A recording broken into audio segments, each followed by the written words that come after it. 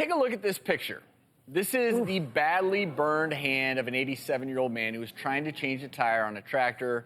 When he eventually got to the hospital, the infection was so bad, doctors had to amputate a finger. They actually feared they would lose his entire hand, but one surgeon devised a different plan.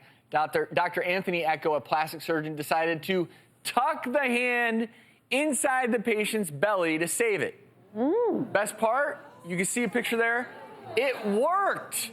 And Dr. Echo joins us now all the way from Houston Methodist Hospital in Texas to help explain.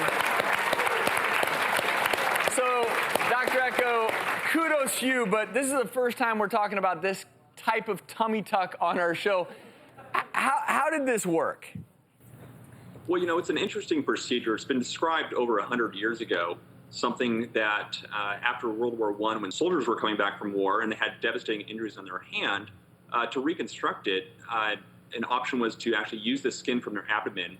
And this required techniques such as this to actually bury the hand or forearm in the abdomen to help it heal. It's a term we call banking, where you take part of the body and you actually bury it inside the body and bury it.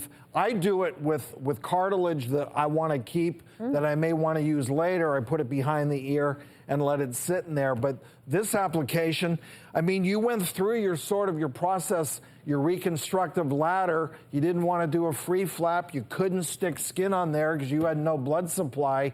What made you think of this option? Well, it's a classic option that was described before, as we mentioned. And the nice thing about it is that it limits the operating room time. So if someone that's 87 years old, I didn't want to have to spend an excessive amount of time in the operating room to reconstruct his hand.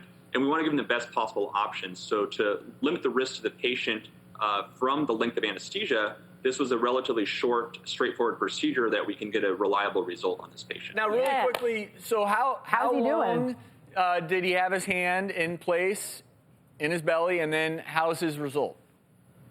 Well, he had to have his hand in the belly for about 3 weeks, and that allows enough time for the blood vessels to connect from the abdominal tissue to the back of the hand, and after which we can actually divide the remaining incisions on the abdomen to take off the hand. And he's doing well at this point. He's over a month out from surgery. He's healing. He's undergoing physical therapy. And everything is improving. So there's small little wounds that still need to improve, but for the most part, the tissue is there, and he's doing great and is in great spirits. Well, please send him our best, Dr. Echo.